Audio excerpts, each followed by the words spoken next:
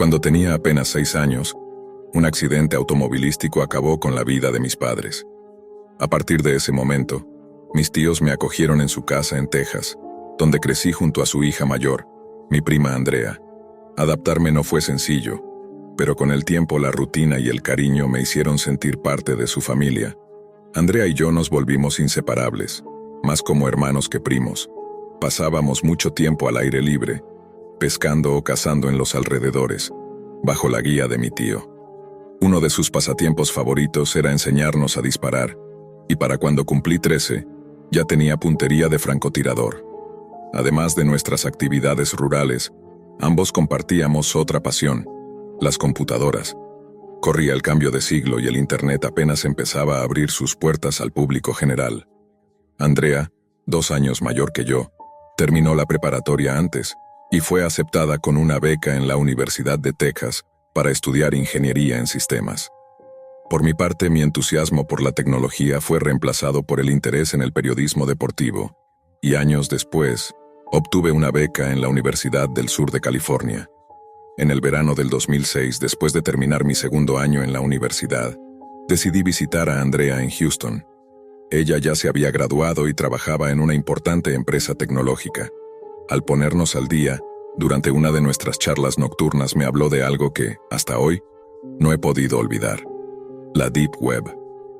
Todo comenzó por un compañero suyo en el trabajo que presumía haber comprado drogas ilegales y accedido a videos extraños en esa parte escondida de la red. Andrea, cuya afición por el hacking había crecido con los años, sintió curiosidad. En ese entonces, todavía no era común el uso de navegadores como Tor, así que entrar a la Deep Web requería conocimientos avanzados. Ella se sintió atraída por el reto y me propuso que la acompañara a explorar. Yo, algo escéptico, acepté sin imaginar lo que encontraríamos. Navegar por la Deep Web fue como abrir una puerta al lado más oscuro del ser humano. Vimos ofertas de servicios de asesinos a sueldo, tráfico de armas, sustancias ilegales y grabaciones de tortura animal. Lo que más nos perturbó fueron ciertos videos que parecían mostrar violaciones reales y algo que jamás olvidaré: crush porn, en donde personas trituraban animales pequeños con tacones. Yo estaba a punto de cerrar todo y largarme, pero Andrea seguía fascinada. De pronto encontró un vínculo extraño titulado El Bazar del Horror de Caront. Sonaba ridículo, pero Andrea hizo clic. Apareció un aviso. Habría una función especial esa noche, solo para miembros registrados. Andrea eligió un alias, Lone Star Hacker 91, y fue aceptada sin demora. A los pocos segundos, en la pantalla apareció una cuenta regresiva. La tensión en el cuarto era palpable. Cuando el reloj llegó a 0, la pantalla se iluminó con la imagen de un hombre enmascarado. Llevaba una calavera en la cara y ropa de cuero ajustada. Su voz, distorsionada y gutural, rompió el silencio. Bienvenidos, almas perdidas, al Bazar del Horror de Caront. Es un placer tener nuevas víctimas. Invitados. Todo parecía un espectáculo bizarro, un performance grotesco. Pero después de lo que ya habíamos visto en la Deep Web, temí que no fuera solo ficción. Y tenía razón. El presentador presentó a la primera víctima de la noche. 2 sujetos con máscaras arrastraron frente a la cámara a un hombre con la cabeza cubierta por una bolsa. Caront leyó su ficha en voz alta. Se trataba de David Wallace, residente de Dallas, 42 años, padre de 2 hijos. El público, según él, decidiría cómo moriría esa noche. Los nombres de los usuarios aparecieron girando al azar hasta que se detuvieron en uno llamado Truthburner-77. Aparecieron 3 opciones en pantalla: A. Estrangulamiento; B. Motosierra; C. Ejecución por disparos. El usuario eligió la tercera. El espectáculo comenzó. Un verdugo con escopeta apareció en cámara y disparó primero a la entrepierna de David, luego a las rodillas, y finalmente descargó su arma en su espalda. Andrea y yo apenas podíamos respirar. Nos miramos paralizados. Era real. Todo. Cada grito, cada gota de sangre. Pero la pesadilla apenas comenzaba. Caront detuvo la transmisión momentáneamente y dijo que, para recompensar la fidelidad de sus nuevos usuarios, alguien sería escogido para cumplir una misión en el mundo real. Un nombre brilló en pantalla, el alias de Andrea. Se giró hacia mí, pálida, diciendo que teníamos que salir de la Deep Web inmediatamente. Pero ya era tarde. Un mensaje privado apareció en pantalla. Decía que si uno de nosotros no seguía las instrucciones y ejecutaba un asesinato real, Andrea moriría. Se adjuntaban fotos, dirección y rutina diaria de un tal Raymond Cooper, y me eligieron a mí para hacerlo. Esa noche no dormí. Me quedé sentado mirando la laptop con las instrucciones abiertas, temblando de ira, miedo y confusión. No podía creer que todo eso fuera real, pero cada parte de mí me gritaba que sí lo era. Andrea trataba de mantener la calma, pero su rostro hablaba por ella. Sabía que estábamos atrapados. El mensaje era claro. Si no obedecía, la matarían. Si obedecía, al menos tenía la posibilidad de salvarla. Un chantaje perfectamente orquestado desde lo más oscuro de la Deep Web. El objetivo se llamaba Raymond Cooper. Según los datos filtrados, era un hombre de mediana edad que vivía solo en las afueras de Los Ángeles. Me dieron dirección, rutina diaria y hasta fotografías tomadas sin que él se diera cuenta. Toda la operación había sido planeada con precisión quirúrgica. Yo solo tenía que ejecutarla. No me sentía como un asesino. No lo era. Pero en la Deep Web las reglas no se escriben con tinta sino con sangre. Intenté pensar en otra forma, alguna trampa, un engaño, cualquier cosa, pero sabía que me estaban observando. Cualquier intento de salirme del guión podría terminar con Andrea muerta. La mañana siguiente, salí en mi auto rumbo a la dirección de Cooper. Llevaba una mochila con una pistola, cinta adhesiva, una cuerda, un cuchillo de cocina y una grabadora que encontré en una de las cajas viejas de la universidad. También metí una linterna, un taser y gas pimienta. No sabía exactamente qué iba a necesitar, pero quería estar preparado. Llevaba más miedo que decisión, pero ya había cruzado la línea. Llegué a la casa de Raymond pasadas las 8 de la noche. Era un vecindario tranquilo, con casas separadas por arbustos y farolas tenues. Todo se sentía más siniestro bajo esa calma forzada. Me estacioné unas calles más atrás y caminé sigilosamente. Las instrucciones decían que debía tocar el timbre y luego esconderme al lado. El objetivo saldría a investigar. Esa sería mi oportunidad, así lo hice. El corazón me retumbaba en los oídos mientras me agachaba junto a los arbustos. Pocos segundos después, la puerta se abrió. Cooper asomó la cabeza. «¿Hola?», dijo confundido saliendo al porche. Sin pensarlo más, salí de mi escondite, apunté y apreté el gatillo. El disparo fue limpio. Le impactó justo entre los ojos. Cayó hacia atrás sin emitir un solo sonido. Lo maté al instante. Me quedé unos segundos inmóvil, temblando. El arma aún humeaba en mis manos. Una voz robótica emergió desde mi computadora portátil que tenía conectada en la mochila. Era Caront. «Bien hecho, forastero. Has cumplido tu parte. Como recompensa, liberaremos a tu prima. Nuestro emisario ya está abandonando el lugar». Pero no fue así. La transmisión volvió a encenderse, y en ella apareció otro verdugo enmascarado. Esta vez, Andrea estaba frente a la cámara, atada, golpeada, aún con vida. Quise gritar, pero el horror me paralizó. «Considera esto un castigo por haber dudado», dijo Caront. Y sin más, el ejecutor levantó una escopeta y disparó. Mi alma se quebró. Andrea murió en directo mientras yo miraba. Pasé los siguientes 2 días encerrado en una habitación de hotel, en posición fetal. No comí, no dormí, no hablé con nadie. Solo lloraba. Mi tío me llamó. Me preguntó por Andrea. Dijo que la familia no sabía nada de ella desde hacía días. No fui capaz de decirle la verdad. Murió pensando que yo era un buen sobrino. Cuando finalmente logré incorporarme, tomé una decisión. Esos malnacidos de la Deep Web iban a pagar. Todos. Por Andrea, por mí, por cada víctima invisible de sus transmisiones. Lo primero que hice fue revisar el equipo que Andrea había usado. Auriculares con cámara, cables, su laptop. Conecté todo a mi computadora y empecé a escarbar entre archivos ocultos. Había olvidado casi todo lo que ella me enseñó sobre seguridad informática. Pero algo recordaba. Y después de varias horas lo encontré. Un archivo de memoria. Una grabación. El crimen estaba ahí. No lo habían borrado. Revisé cuadro por cuadro. Uno de los secuaces de Caront aparecía en el video. Durante la transmisión condujo un vehículo oscuro frente a una lámpara encendida. El resplandor dejó ver brevemente la matrícula. La imagen era borrosa, pero tras aplicar filtros y aumentos, la pude distinguir. Era una camioneta negra registrada en Reno, Nevada, a nombre de un tal Kevin Brown. El modelo y la placa coincidían con lo que vi en el video.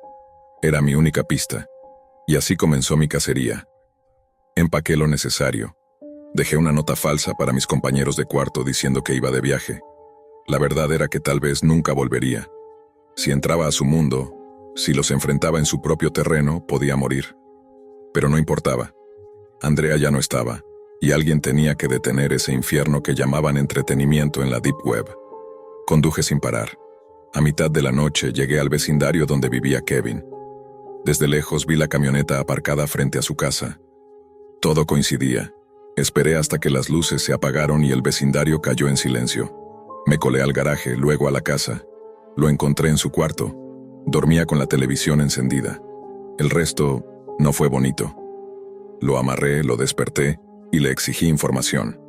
Al principio se hizo el valiente, pero un disparo a la rodilla lo volvió humano muy rápido. No fue necesario llegar a tortura extrema. Solo tuve que demostrar que hablaba en serio. Con lágrimas en los ojos empezó a soltarlo todo. Nombres, direcciones, claves de acceso y la ubicación exacta del almacén donde hacían sus transmisiones en vivo. Planeaban otro show esa misma noche. No quería matarlo. Quería entregarlo a la justicia. Pero sabía que si lo dejaba libre alertaría al resto. Justo cuando iba a decidir qué hacer, escuché algo. Un gemido. Viniendo del armario. Abrí la puerta y lo que encontré me destruyó. 2 niños. Atados. Amordazados. Llenos de heridas. Ahí supe que esto ya no era solo personal, era una guerra. Así lo hice. El corazón me retumbaba en los oídos mientras me agachaba junto a los arbustos. Pocos segundos después la puerta se abrió. Cooper asomó la cabeza. «¿Hola?», dijo confundido, saliendo al porche. Sin pensarlo más, salí de mi escondite, apunté y apreté el gatillo. El disparo fue limpio. Le impactó justo entre los ojos. Cayó hacia atrás sin emitir un solo sonido. Lo maté al instante. Me quedé unos segundos inmóvil, temblando. El arma aún humeaba en mis manos. Una voz robótica emergió desde mi computadora portátil que tenía conectada en la mochila. Era Caront. «Bien hecho, forastero. Has cumplido tu parte. Como recompensa, liberaremos a tu prima. Nuestro emisario ya está abandonando el lugar». Pero no fue así. La transmisión volvió a encenderse y en ella apareció otro verdugo enmascarado. Esta vez Andrea estaba frente a la cámara, atada, golpeada, aún con vida. Quise gritar, pero el horror me paralizó. «Considera esto un castigo por haber dudado», dijo Caront. Y sin más, el ejecutor levantó una escopeta y disparó. Mi alma se quebró. Andrea murió en directo mientras yo miraba. Pasé los siguientes 2 días encerrado en una habitación de hotel en posición fetal. No comí, no dormí, no hablé con nadie. Solo lloraba. Mi tío me llamó, me preguntó por Andrea. Dijo que la familia no sabía nada de ella desde hacía días. No fui capaz de decirle la verdad. Murió pensando que yo era un buen sobrino. Revisé cuadro por cuadro. Uno de los secuaces de Caront aparecía en el video. Durante la transmisión condujo un vehículo oscuro frente a una lámpara encendida. El resplandor dejó ver brevemente la matrícula. La imagen era borrosa, pero tras aplicar filtros y aumentos la pude distinguir. Era una camioneta negra registrada en Reno, Nevada, a nombre de un tal Kevin Brown. El modelo y la placa coincidían con lo que vi en el video. Era mi única pista. Y así comenzó mi cacería. Empaqué lo necesario. Dejé una nota falsa para mis compañeros de cuarto diciendo que iba de viaje. La verdad era que tal vez nunca volvería. Si entraba a su mundo, si los enfrentaba en su propio terreno, podía morir. Pero no importaba. Andrea ya no estaba y alguien tenía que detener ese infierno que llamaban entretenimiento en la Deep Web. Conduje sin parar. A mitad de la noche llegué al vecindario donde vivía Kevin. Desde lejos vi la camioneta aparcada frente a su casa. Todo coincidía. Esperé hasta que las luces se apagaron y el vecindario cayó en silencio. Me colé al garaje, luego a la casa. Lo encontré en su cuarto. Dormía con la televisión encendida. El resto no fue bonito. Lo amarré, lo desperté y le exigí información. Al principio se hizo el valiente, pero un disparo a la rodilla lo volvió humano muy rápido. No fue necesario llegar a tortura extrema, solo tuve que demostrar que hablaba en serio. Con lágrimas en los ojos empezó a soltarlo todo. Nombres, direcciones, claves de acceso y la ubicación exacta del almacén donde hacían sus transmisiones en vivo. Planeaban otro show esa misma noche. No quería matarlo. Quería entregarlo a la justicia. Pero sabía que si lo dejaba libre alertaría al resto. Justo cuando iba a decidir qué hacer, escuché algo. Un gemido. Viniendo del armario. Abrí la puerta y lo que encontré me destruyó. 2 niños. Atados, amordazados, llenos de heridas. Ahí supe que esto ya no era solo personal. Era una guerra. Marqué a emergencias desde un teléfono desechable que había comprado por si acaso. Les di la ubicación exacta de la casa y reporté un secuestro infantil en curso antes de colgar. Sabía que no tardarían mucho en llegar, pero no me podía permitir ser visto por nadie. Dejé a Kevin Brown amarrado a la silla, inconsciente tras una última descarga con el taser. Me llevé su computadora portátil, varios discos duros externos, su teléfono y una pequeña libreta con anotaciones cifradas. Todo lo que pudiera ayudarme a rastrear a los otros miembros de esa red infecta. Pasé el resto del día encerrado en un motel de mala muerte, revisando los datos que había conseguido. En uno de los discos duros encontré una carpeta encriptada con el nombre Live Set Warehouse. Me tomó más de 6 horas abrirla. Una vez dentro había planos del edificio, la programación de las transmisiones y hasta los nombres de los participantes en el próximo evento.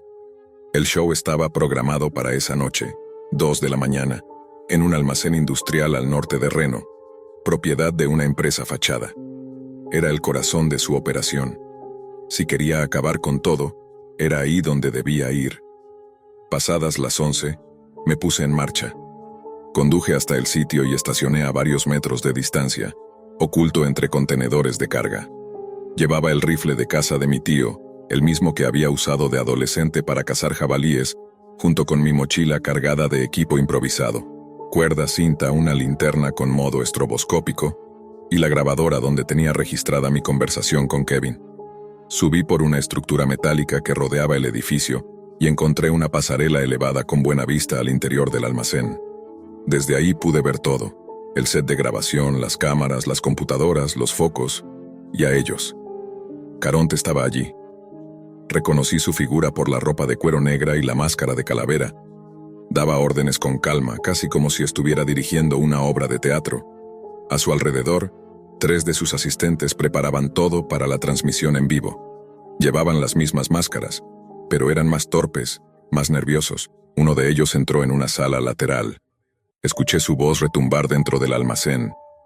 «Los rehenes están listos. ¿Comenzamos en media hora?» Caronte asintió. «Perfecto. Hoy tendremos un espectáculo inolvidable en la Deep Web. Solo asegúrate de que estén bien atados esta vez». Me recosté en la estructura de acero respirando profundo. Sabía que no tendría otra oportunidad. Me tomé unos minutos para calcular distancias, posibles rutas de escape y la posición de los objetivos. Luego me acomodé, apunté el rifle y esperé. Minutos después algo cambió. Escuché un grito ahogado desde una de las salas. No era uno de los rehenes, era uno de los secuaces. Otro corrió hacia allí, alarmado. «Se escaparon, los niños se escaparon», gritó desesperado. Caronte se volvió con violencia. «¿Qué estás diciendo?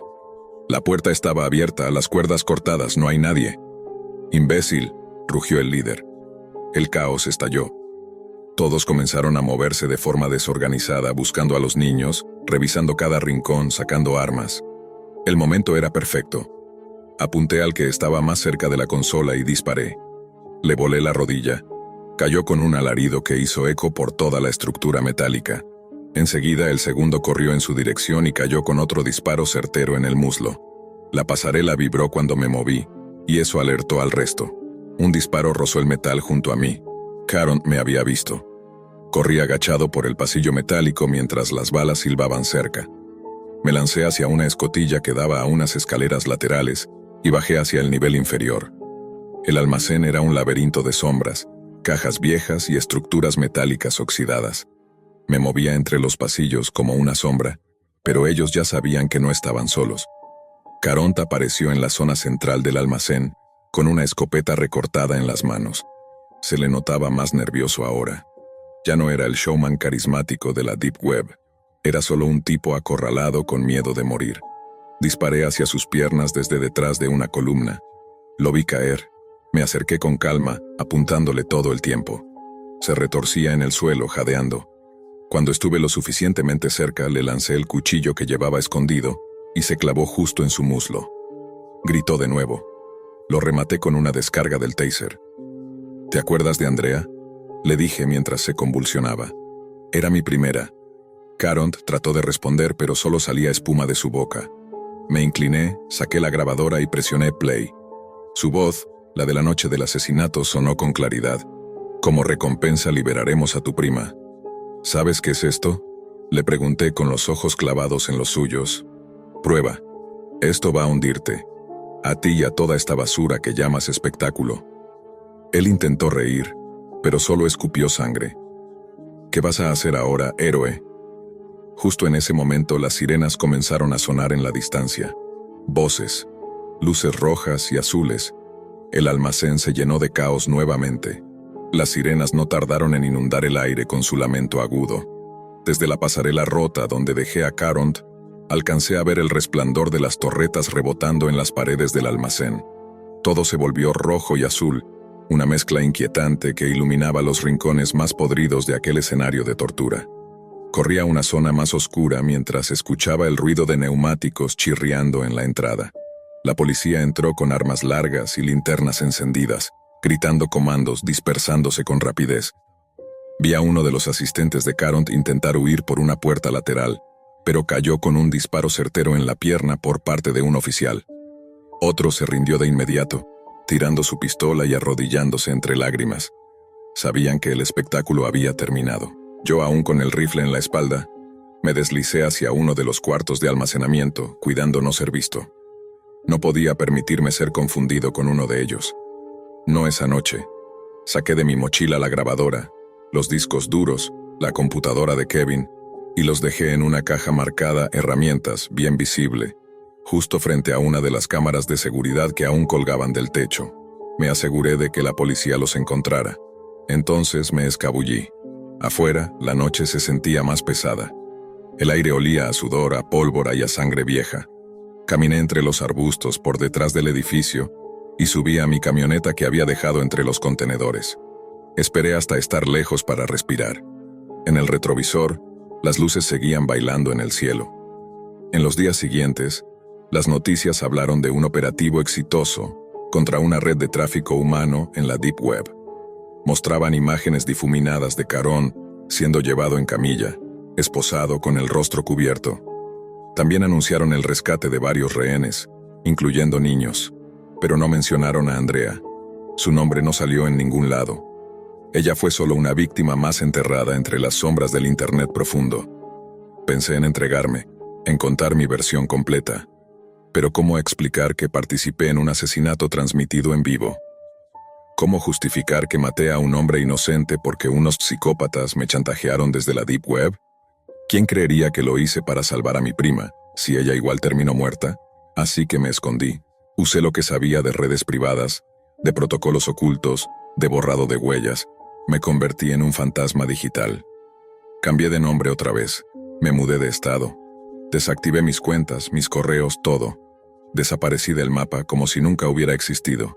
Pero nunca dejé de investigar. Durante semanas me sumergí otra vez en la Deep Web, esta vez con más experiencia, con más rabia, buscando más nodos, más rastros, más foros relacionados con el bazar del horror de Caront. Descubrí que no era el único sitio con transmisiones en vivo. Había otros. Clones, réplicas, versiones más discretas, más crudas, más nuevas. Aparentemente, cuando uno cae, surgen dos más. Una noche, en un foro encriptado que se actualizaba cada 3 segundos con mensajes codificados, vi una publicación que me heló la sangre. Era un GIF, corto. Solo mostraba una sombra encapuchada caminando frente a una cámara, pero lo reconocí. La forma de caminar, la máscara, era Caront de pie, vivo, en otro sitio. El texto debajo decía: nuevo espectáculo, nuevo anfitrión, pronto en la Deep Web. Todo lo que creí haber terminado apenas estaba comenzando, y hasta aquí por ahora. Esa noche, cuando vi la imagen de Caront en el foro, algo dentro de mí hizo clic. No bastaba con haber destruido un solo nodo, no bastaba con haberle volado la rodilla, haber hecho que lo arrestaran y entregado pruebas a la policía. El cáncer de la Deep Web no tiene un solo tumor, tiene metástasis, raíces que se extienden entre los más oscuros rincones del mundo digital, y ellos sabían cómo esconderse. Pasé las siguientes semanas obsesionado, dormía poco, comía mal. Mi mundo se redujo a una pantalla oscura y a foros ilegibles, a códigos encriptados y servidores espejo. Me infiltré en nuevos canales, me hice pasar por comprador, por cliente, por hacker. Aprendí a moverme entre las sombras digitales con más destreza que nunca. Y así, poco a poco, descubrí que Caront no estaba solo. El personaje era solo una fachada. Detrás del nombre había una red más grande, mucho más grande, con presentadores distintos, pero una estructura idéntica. No se trataba de un psicópata con cámara. Era un modelo de negocio, una plataforma, como si Netflix y el crimen se hubieran fusionado en un lugar donde el dolor humano era mercancía. Y yo era el único que había visto su rostro. No sabía si lo habían liberado, si había escapado o si incluso la policía estaba involucrada. En ese nivel cualquier cosa era posible. Pero lo que sí sabía era esto. Caront me conocía, sabía quién era, y sabía que yo lo estaba buscando. Una noche recibí un paquete sin remitente. Dentro había un pendrive y una nota impresa que decía: ¿Quieres jugar otra vez, forastero? Con manos temblorosas conecté el USB a una laptop vieja desconectada de cualquier red. Se ejecutó automáticamente. En pantalla apareció un solo video. En él alguien me grababa mientras dormía. Era yo, en una cabaña remota donde creía estar a salvo. La imagen estaba borrosa, pero no había duda. Me habían encontrado. Estaban observándome.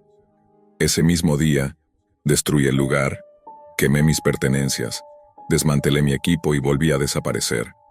Me mudé otra vez. Cambié de nombre otra vez. Corté toda comunicación. Viví como un animal salvaje durante años, paranoico, obsesionado.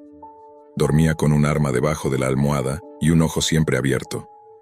Pero ellos no aparecieron, al menos no físicamente, solo lo hacían en mi cabeza. Andrea seguía allí, cada noche en mis sueños, Raymond también, y ese monstruo deformado del sótano.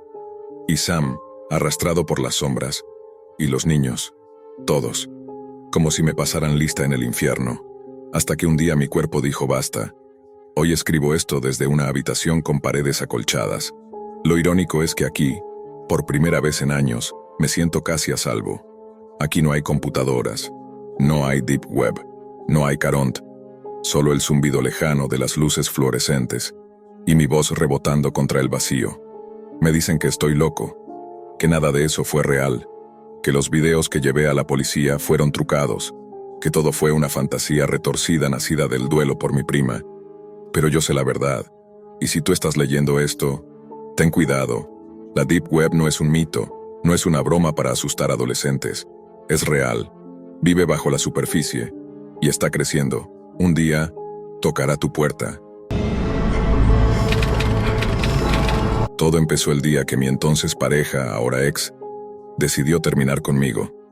Podría parecer algo común, algo que simplemente ocurre, pero para mí, fue devastador.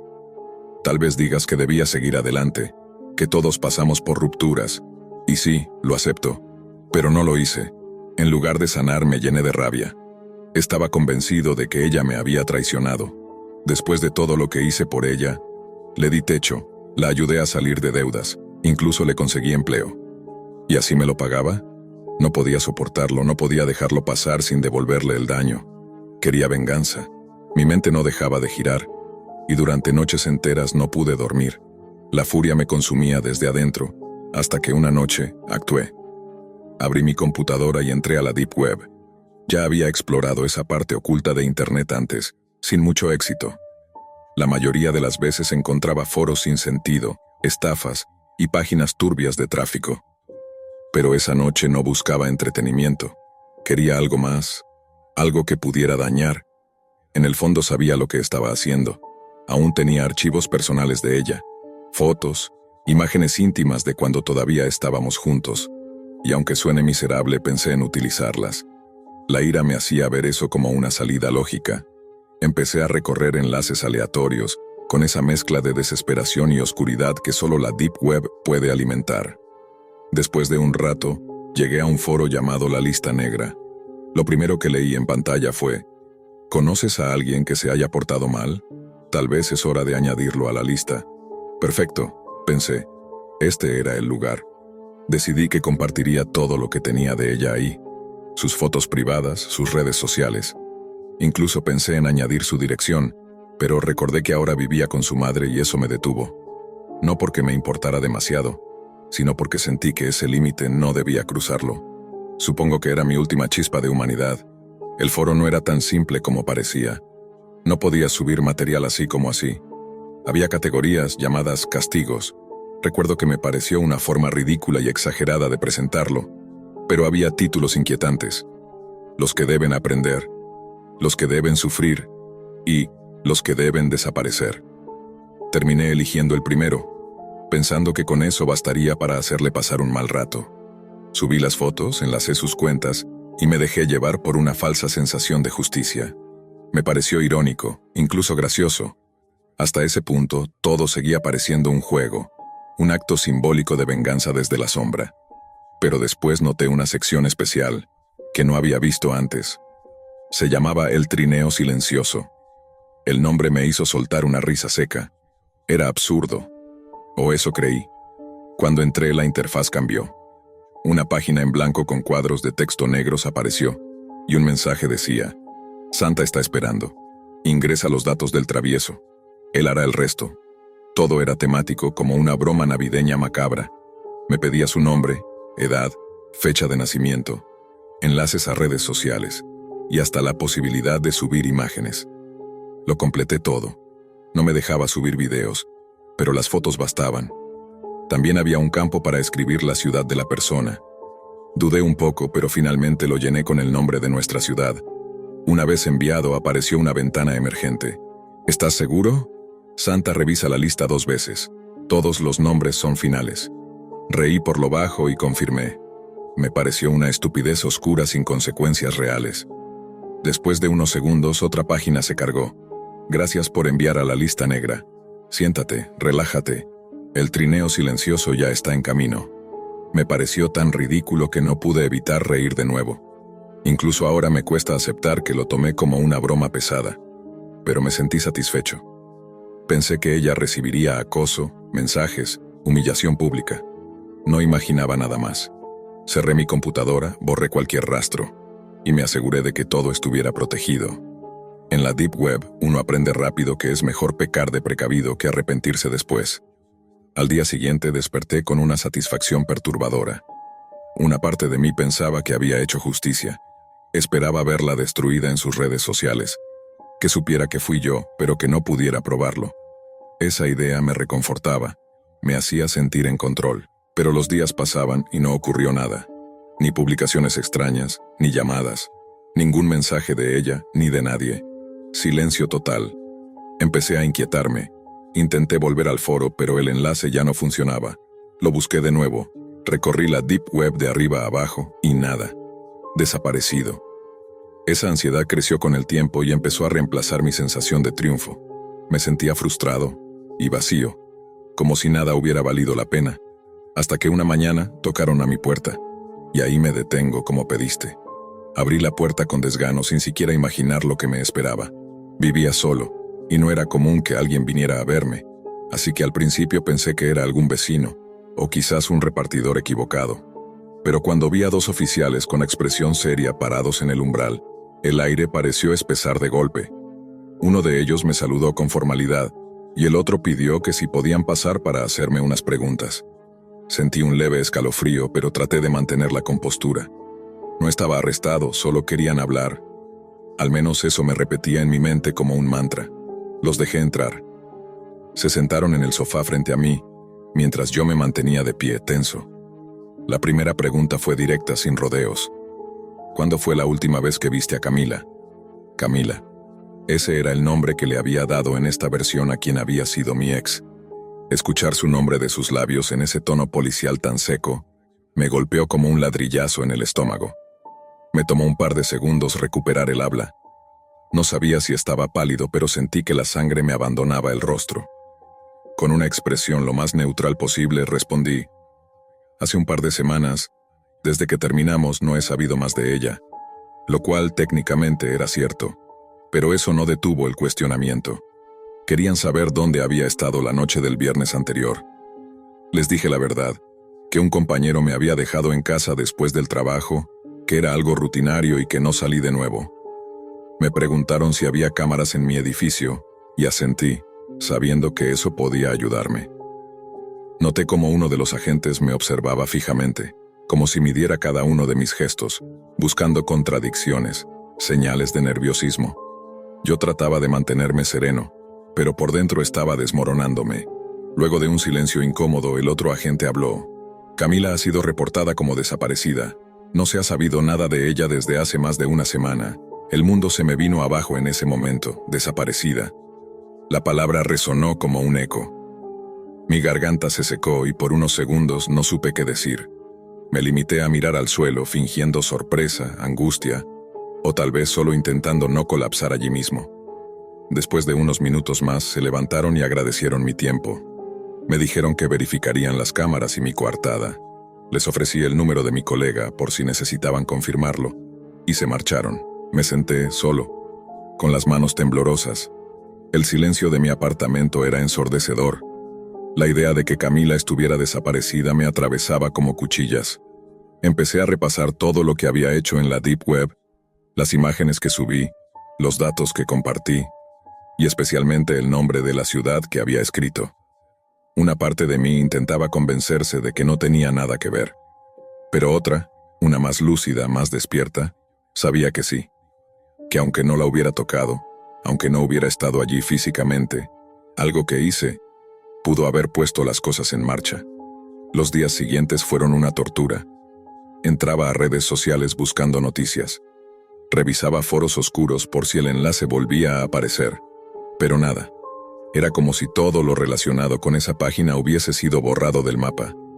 Y Camila seguía desaparecida. La culpa empezó a devorarme lentamente.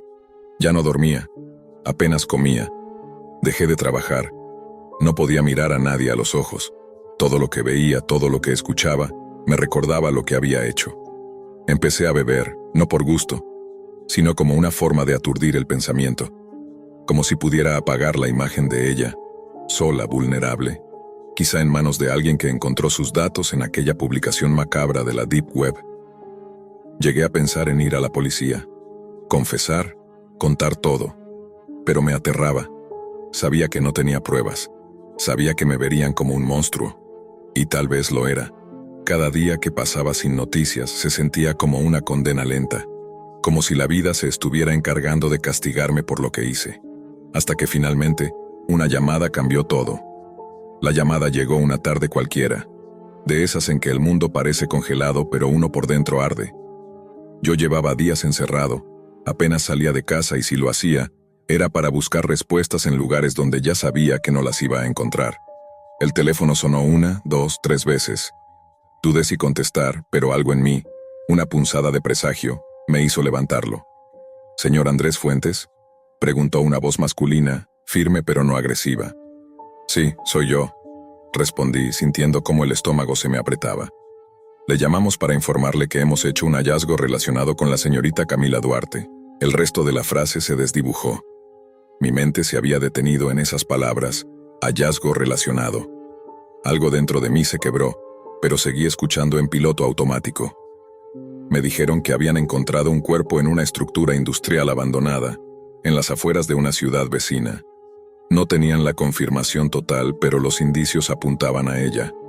Me preguntaron si podía pasar a comisaría para hacer unas declaraciones adicionales.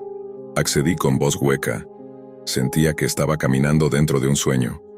Uno de esos donde sabes que algo horrible está a punto de pasar, pero no puedes despertarte. Me duché sin sentir el agua. Me vestí sin pensar. Caminé a la estación de policía como si flotara. Por momentos pensaba en decirlo todo, en contar lo que había hecho en aquella página de la Deep Web, en cómo había subido sus fotos, en cómo los detalles de su vida quedaron expuestos como carnada para alguien peor que yo. Pero cada vez que esa decisión se formaba en mi cabeza, se deshacía ante la imagen de lo que vendría después: esposas, juicio, prisión, y sobre todo, ser el culpable de algo que ya no podía deshacerse. Al llegar, me hicieron esperar. Un cuarto gris sin ventanas, El típico lugar donde te hacen preguntas que parecen simples pero en el fondo son cuchillos escondidos. Finalmente entró un oficial que ya conocía de la primera visita. Se sentó frente a mí, cruzó las manos y habló sin rodeos. Fue identificada, es ella, es Camila. Sentí que el aire abandonaba mis pulmones. Tragué saliva con esfuerzo. Asentí, sin poder articular palabra. El cuerpo fue encontrado en una vieja fábrica de procesamiento de papel, un edificio que llevaba cerrado años. Estaba dentro de una de las chimeneas, desnuda, envuelta en lo que parecía un saco navideño. Ya estaba en estado avanzado de descomposición, pero había un detalle, un papel. Se inclinó hacia adelante. Un pequeño trozo de papel dentro de su cuenca ocular, decía, lista de los traviesos, Camila, debiste haberte portado bien. Mi mundo se desplomó. Me quedé mirándolo, paralizado. Sentí que la silla se hundía bajo mí, que el cuarto se hacía más pequeño, que todo, absolutamente todo, me estaba gritando en la cara, fuiste tú. ¿Le suena de algo esa frase?, preguntó el agente con la vista fija en mí. Negué lentamente, sin saber si lo hacía porque quería mentir, o porque no podía soportar lo que había escuchado. Me dejaron ir esa noche. No había pruebas que me vincularan directamente. Las cámaras todavía me protegían.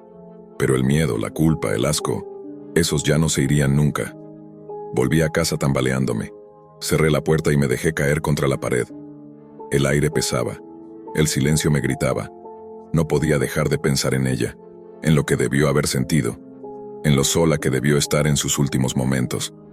No podía dejar de ver su rostro, ni de oír su voz, que ahora solo vivía en mis recuerdos, y en mi culpa. Esa noche, por primera vez desde que todo comenzó, lloré. Lloré de verdad, y cuando me calmé lo suficiente para encender de nuevo la computadora, lo hice con un único objetivo: encontrar ese maldito foro de nuevo. Volver a la Deep Web, escarbar entre enlaces rotos y páginas llenas de basura digital, hasta dar con lo que fuera que me permitiera entender cómo sucedió. ¿Por qué? ¿Quién? ¿Quién lo hizo? Pero el foro ya no existía. Ningún rastro de la lista negra. Ninguna mención del trineo silencioso. Nada. Como si se lo hubiera tragado la misma oscuridad de la que surgió. Empecé a recorrer foros de usuarios avanzados de la Deep Web. Los verdaderos. Los que se comunican en códigos, con referencias veladas. Nadie hablaba del tema. Algunos mencionaban páginas que aparecían y desaparecían misteriosamente, otras que supuestamente eran operadas por grupos que no solo buscaban humillar, sino hacer daño real, violencia por encargo, cacería humana, juegos macabros, y entonces lo entendí. Al compartir sus datos no solo la expuse a burlas, la expuse a depredadores. Había encendido una mecha y otro monstruo, uno que nunca conoceré. Las semanas siguientes se volvieron un castigo sin fin. Dejé el trabajo. Me alejé de todos. Cada día me despertaba sintiendo que tenía que vomitar, con los oídos zumbando, el pecho apretado y una sola idea taladrándome la cabeza. Yo causé esto. Había querido hacerla sufrir. Solo eso. Pensé que la humillación bastaría, que unas imágenes filtradas, un poco de presión social, algún que otro comentario hiriente, serían suficientes para saciar mi ego herido. Pero en la Deep Web, los límites no existen, y yo, en mi estupidez, le entregué a alguien peor que yo todo lo necesario para destruirla. La investigación continuaba, pero no había detenidos. Yo seguía libre, intacto por fuera, pero muerto por dentro. Una parte de mí, la más cobarde, agradecía no haber sido atrapado. La otra, la parte que todavía tenía algo de conciencia, rogaba cada noche que alguien me descubriera y me obligara a pagar. Empecé a escribir cartas. No a los policías, no a un juez. Cartas dirigidas a Camila. Algunas eran disculpas, otras gritos escritos de dolor. Algunas noches me sentaba frente al espejo y me obligaba a leerlas en voz alta, como si ella estuviera allí. Era una especie de castigo, una penitencia privada. A veces no podía terminar sin romper en llanto. Otras veces me quedaba mirando mi reflejo durante horas, preguntándome cómo había llegado a convertirme en esto. Pensé muchas veces en terminar con mi vida. Me imaginaba lanzándome por la ventana, ahogándome en una bañera, tomando pastillas. Pero no lo hacía. No por miedo a morir, sino porque sentía que morir sería escapar demasiado fácil.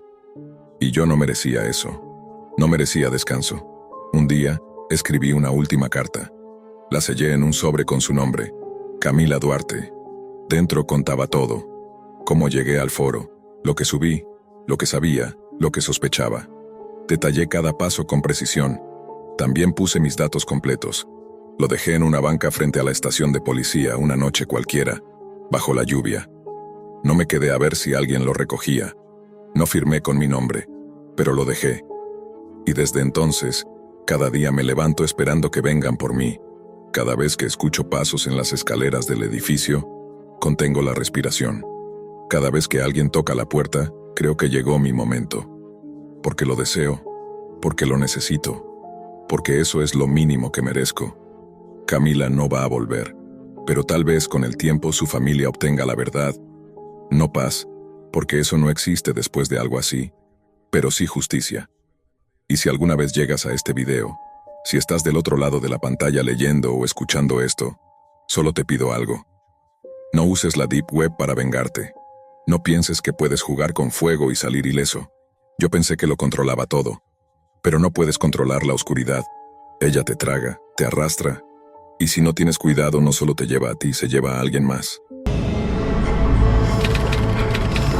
Si alguna vez te llama la atención adentrarte en la Deep Web, lo primero que tienes que saber es esto. No lo hagas sin saber en qué te estás metiendo, y mucho menos sin herramientas que protejan tu información. Yo lo hice, siendo un ingenuo universitario, y hasta hoy cargo con las consecuencias. En esa época, el acceso a la Deep Web se había vuelto una moda silenciosa entre los estudiantes. Había quienes presumían de navegar por ahí como si fuese una extensión más de Internet, sin saber lo que realmente hay oculto bajo esa superficie. Al principio me mantuve al margen. Había escuchado suficientes historias de hackeos, chantajes y cosas espeluznantes, pero como muchos terminé cediendo por simple curiosidad. Después de un incidente que marcó un antes y un después para mí, me vi obligado a cambiar todos mis datos personales y mudarme a otro lugar. La policía no pudo rastrear el sitio donde comenzó todo, ya que llegué a él siguiendo enlaces al azar dentro de la Deep Web. Perdí el historial y cualquier rastro digital. Me recomendaron que me mudara y borrara todo rastro de mis identidades anteriores.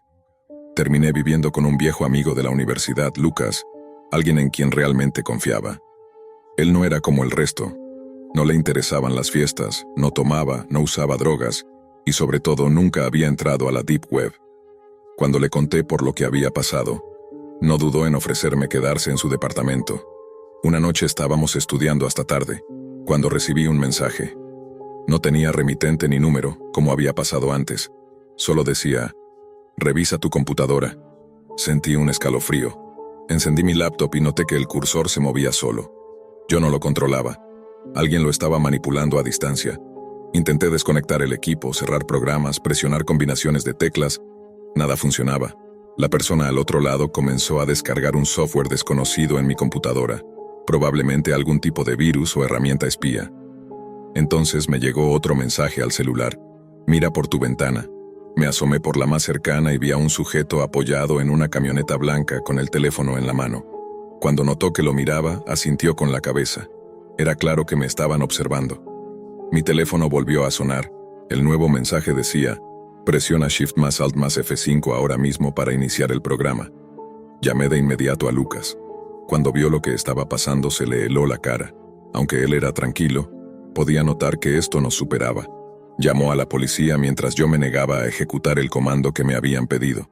Estaba seguro de que eso terminaría por infectar toda mi información o abrir otra puerta al infierno digital. El siguiente mensaje fue más directo. Si no lo haces ahora, voy a entrar. Lucas tomó un bate de béisbol, se paró frente a la puerta y nos preparamos para lo peor. 5 minutos después, alguien giró la perilla desde afuera, pero estaba cerrada.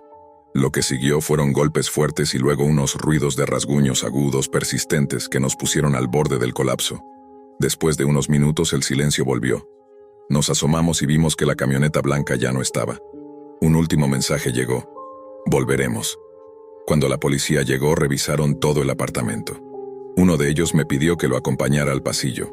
Al llegar a la puerta me señaló algo. Mi nombre estaba tallado con algo filoso en la madera.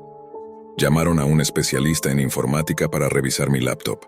Detectó el programa malicioso, lo bloqueó y eliminó, pero me advirtió que los archivos principales ya estaban comprometidos. También escanearon mi celular, pero no encontraron rastro de quién enviaba los mensajes. Aún así, decidieron colocar patrullas cerca del edificio en caso de que volvieran a intentar algo. Al día siguiente regresé a casa tras la universidad. Lucas no había llegado todavía. Estaba exhausto, así que me recosté en mi cama. Apenas cerraba los ojos cuando escuché un crujido dentro del armario. Me incorporé, pero no oí nada más. Pensé que eran nervios y volví a intentar dormir. Pero de pronto, la puerta del armario se abrió de golpe. Un hombre con el rostro cubierto con una máscara oscura salió de allí. Me lancé hacia la salida. Cerré la puerta con fuerza y salí corriendo al estacionamiento. Encendí el auto y me fui sin mirar atrás. Cuando la policía volvió ya no había nadie. El apartamento no mostraba signos de robo ni de violencia. Parecía como si el intruso solo hubiera querido asustarme. Esa noche, 2 agentes se quedaron haciendo guardia en la entrada del edificio. Me aconsejaron mantenerme alejado de todo aparato electrónico por un tiempo, pero yo necesitaba entender qué estaba pasando. Encendí mi laptop esperando no ver nada raro, pero por supuesto me equivoqué. Mi fondo de pantalla había cambiado. Ya no era la foto normal de la universidad que solía tener. Ahora era una imagen aterradora. El mismo hombre enmascarado que vi salir del armario, sosteniendo un cuchillo, apuntando hacia una muñeca ensangrentada. Me temblaban las manos. Todas mis aplicaciones, programas, accesos, habían desaparecido. En el centro de la pantalla, un icono nuevo había aparecido. Sin pensarlo, lo abrí. Ya estaba instalado. La pantalla se volvió negra por unos segundos, y luego una transmisión en vivo comenzó a reproducirse. No podía cerrarla, no podía minimizarla, no podía apagar nada. La imagen era clara. Una habitación infantil, algo desordenada con juguetes tirados en el piso. Una cámara apuntaba directamente a un niño que no debía tener más de 7 u 8 años. Se veía confundido, y entonces lo comprendí. La cámara estaba dentro del armario captando todo desde adentro. Lo que estaba viendo era a través de una cámara oculta que habían instalado en la habitación del niño. Una ventana de chat se desplegó a la derecha. Usuarios con nombres como NoFace, Bone Lord, Culture 5 y otros más comenzaron a escribir. Ya llegó John. Perfecto, ahora empieza. Gracias por estar aquí, John. Mi corazón dio un vuelco. John era mi nombre. Ellos estaban esperándome. Querían que yo viera todo esto. Querían que fuera parte de esa pesadilla. Y lo peor es que lo habían planeado así, desde el principio. En la transmisión, la puerta del armario en la habitación del niño comenzó a abrirse lentamente. Muy despacio. El niño volteó con expresión confundida y dio un paso atrás. De dentro del armario salió el mismo hombre enmascarado, esta vez con una caja de herramientas en la mano. No dijo una sola palabra. Se acercó al niño y lo sujetó de golpe. El pequeño gritó, pero su voz fue silenciada por un trozo de cinta adhesiva que le pusieron sobre la boca. Intenté cerrar la laptop. Nada funcionaba. No podía apagarla. Estaba atrapado viendo cómo ese monstruo le hacía daño. Sacó un destornillador. Lo apuntó al pecho del niño. Comenzó a presionar. El chat se llenó de risas, emojis y mensajes animando al tipo a continuar.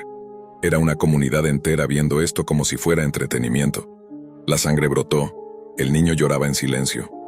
Yo ya estaba gritando, suplicando, tratando de desconectarlo todo. Luego vino un martillo, y después, una sierra eléctrica. No voy a entrar en detalles gráficos porque ni siquiera puedo volver a recordar todo lo que vi sin sentir arcadas. Solo puedo decir que fue una carnicería en vivo. Una transmisión organizada, planeada, y retransmitida a mí como si yo fuese un invitado especial. En medio de esa locura alguien escribió en el chat: «Gracias por mirar, John». Y entonces, como si se hubiera cumplido su propósito, el programa se cerró solo, llevándome de nuevo al horrible fondo de pantalla. Quedé paralizado, transpirando, respirando como si acabara de correr una maratón. Fue entonces cuando noté que mi teléfono había estado vibrando sin parar. Lo tomé. Había recibido decenas de mensajes de mis amigos, familiares, conocidos, todos con la misma reacción: horror, asco, ira. Algunos decían: ¿qué demonios te pasa? ¿Cómo te atreves a enviar algo así? Bloqueado para siempre. Y entonces lo entendí. La transmisión en vivo había sido reenviada desde mi cuenta personal a todos mis contactos. No solo fui testigo de esa aberración, ahora todos creían que yo lo había compartido voluntariamente. Me derrumbé. Estaba vomitando del asco, del miedo, de la impotencia. Llamé a mi madre desesperado. Lo primero que dijo fue: ¿cómo pudiste hacer eso? ¿Qué clase de persona eres? La policía ya está al tanto. Me quedé sin palabras. No tenía cómo demostrar que yo también había sido víctima, que me usaron como peón en algo que estaba muy por encima de mí. La Deep Web había logrado destruir mi reputación, mi entorno, mi vida en menos de una hora. Y lo peor era que apenas estaba comenzando a entender hasta qué punto estaban involucradas otras personas. Cuando llegaron los oficiales, ya estaban al tanto del video. Les abrí la puerta con las manos temblorosas, intentando explicar lo sucedido con palabras que ni siquiera yo terminaba de entender. Les mostré la computadora, los mensajes, todo. Por fortuna, uno de los agentes asignados tenía experiencia en cibercrimen y comprendió de inmediato que yo también había sido manipulado. Durante las siguientes horas se encargaron de limpiar mi sistema. Borraron los rastros del programa, aunque me advirtieron que el daño ya estaba hecho. Según me explicaron, el malware que habían instalado no solo controlaba mi computadora, sino que tenía acceso a mis redes, mis contactos, mis fotos y mis cuentas personales. Básicamente pudieron utilizarme como un canal más para distribuir esa transmisión macabra sin que yo pudiera detenerlo. Lo que más me impactó fue lo que me dijeron después. No estás solo. Ya van 3 casos parecidos este mes, comentó uno de los detectives. Todo apunta a una red criminal organizada dentro de la Deep Web. Muy sofisticados, muy cuidadosos, pero estamos siguiéndoles la pista. Y esa fue mi vida durante las semanas siguientes. Interrogatorios, peritajes digitales y una constante vigilancia policial. No podía regresar a clases, no podía usar mis cuentas normales. Mi vida en Internet fue básicamente borrada, y aunque lograron explicarle a mis amigos y familiares que yo había sido víctima de un ataque cibernético, la mancha ya estaba ahí. Algunas personas me creyeron, otras número. Un mes más tarde recibí una llamada del mismo oficial de delitos digitales. Tenemos novedades. 4 sospechosos fueron detenidos esta semana. Encontramos su servidor oculto dentro de una cadena de proxies ubicada en Europa del Este. El sitio ya no existe. Entre los detenidos estaban algunos de los nombres que había visto en el chat aquella noche: Culture 045, Admin 1 y 2 cómplices más. Todos formaban parte de una célula que se dedicaba a crear y distribuir contenido extremo a través de la Deep Web. Las autoridades cerraron la página, incautaron sus dispositivos y se abrieron investigaciones internacionales. Me ofrecieron protección temporal en caso de que quedaran cabos sueltos, pero según los informes esa red específica había sido desmantelada. También me entregaron un nuevo teléfono, una laptop segura, y me recomendaron no volver a usar mis antiguos perfiles nunca más. Desde entonces, no he recibido más mensajes. No hay rastros de que me sigan observando. No hay llamadas extrañas, ni ventanas abiertas, ni pantallas negras. Nada. Pero lo que viví no se borra. Y no me refiero solo a lo que me hicieron a mí, sino a lo que vi esa noche, y a la forma en que cientos de personas participaban y celebraban lo que estaba ocurriendo frente a sus ojos. Gente que no fue arrestada, gente que se escondía detrás de seudónimos y que probablemente hoy estén viendo otra cosa, en otra transmisión, en otra parte del mundo como si fuera entretenimiento. Eso es lo que más miedo me da, porque esa clase de público sigue existiendo. Y mientras haya demanda, siempre habrá alguien dispuesto a crear ese tipo de horror. Por eso, si algún día te sientes tentado a entrar en la Deep Web, por curiosidad o por diversión, recuerda lo que viví. Recuerda que no todo lo que está escondido en la red es solo información secreta o contenido raro. Algunas veces, es el lado más enfermo y despiadado del ser humano el que te observa desde el otro lado de la pantalla. Y lo peor es que ni siquiera necesitas buscarlo. A veces, ese horror te está esperando, solo para ti. Las zonas ocultas de la Internet, conocidas como la Deep Web, son tan perturbadoras como misteriosas. No sorprenden por alegrar a quien las visita, sino por revelar con brutal claridad lo que algunas personas llevan dentro. Ahí puedes hacer lo que quieras, decir lo que quieras, comprar lo que te dé la gana. La libertad en la Deep Web no tiene filtros ni límites. Yo siempre sentí cierta intriga por ese mundo. Cuando pasó todo esto, estaba en la universidad, En mi campus, era común escuchar a varios compañeros hablar sobre la Deep Web, como si fuera una especie de moda secreta. Muchos entraban a curiosear, intercambiar cosas, incluso para conseguir sustancias. Al ver que tanta gente la usaba, pensé que tampoco podía ser tan peligroso.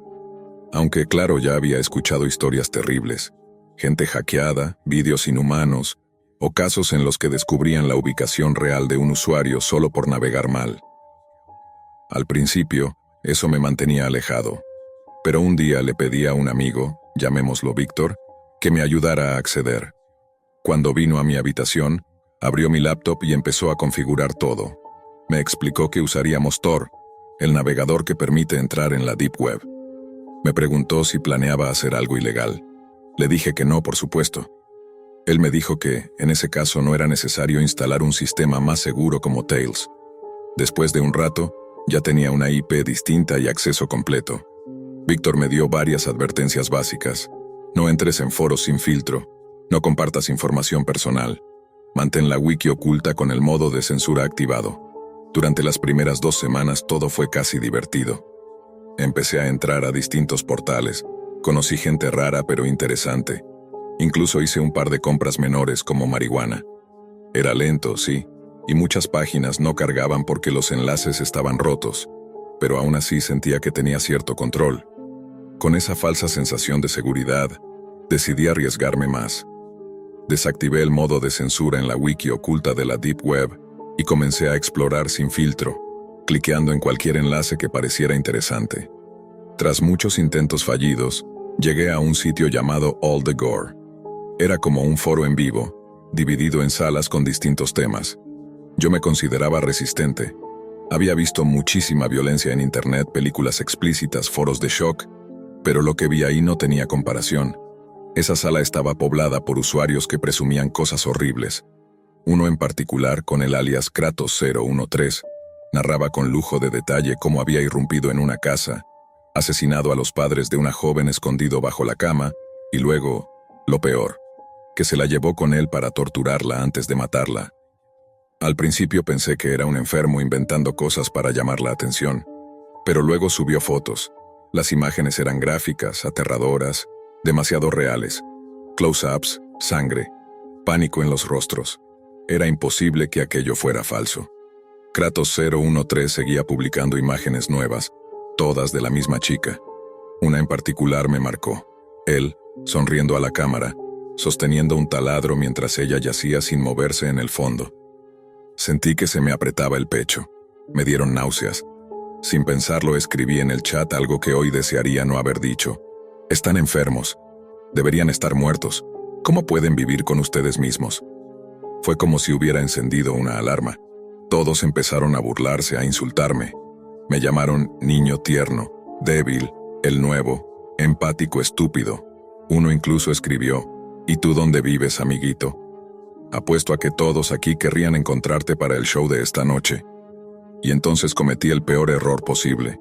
Escribí, ya llamé a la policía. Van a cerrar esta basura de sitio. Apenas envié ese mensaje, la pantalla se apagó por completo. Todo el sitio quedó en negro. No se cargaba nada.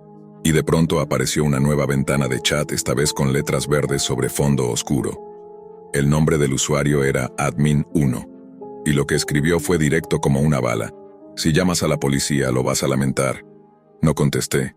Solo me quedé mirando la pantalla, paralizado. Pero justo en ese momento sonó mi celular. Un nuevo mensaje. Lo abrí. Y se me fue la sangre al suelo. No había número. Ningún remitente. Nada. El mensaje simplemente decía, llama a la policía y estás muerto. Y volteé hacia mi laptop y de inmediato vi que la luz de la cámara web estaba encendida.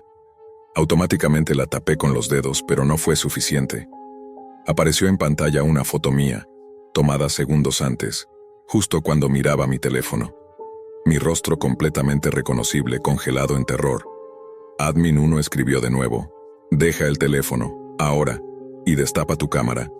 Sentí un nudo en la garganta. Tenía los dedos temblando. Solté el teléfono, pero me negué a quitar el dedo de la cámara. Entonces apareció un nuevo mensaje. Esta vez no con amenazas veladas, sino con datos concretos.